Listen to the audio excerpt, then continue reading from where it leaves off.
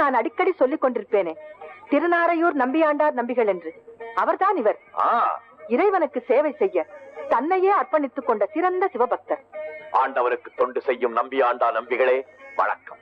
சக்கரவர்த்திகளே, இறைவனுக்கு இப்படிப்பட்ட ஒரு பெரிய கோவிலை கட்டும் உங்கள் சேவைக்கு முன்னே எங்கள் தொண்டுகள் எம்மாத்திரம்.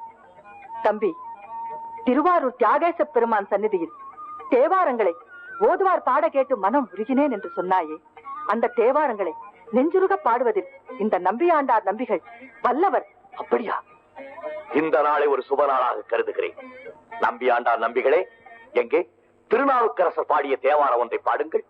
ஓசை ஒலியலாம் ஆனாய் நீயே, உலகிற்கு ஒருவனாய் நின்றாய் நீயே, வாச மலரலாம் ஆனாய் நீயே, மலையான் மருகனாய் நின்றாய் நீயே, பேச பெரிதும் இனியாய் நீயே, பிரானாய் அடியன் மேல் வைத்தாய் நீயே, தேச விளக்கெல்லாம் ஆனாய் நீயே, திருவையாறு அகலாத செம்பொற்ஜோதியே,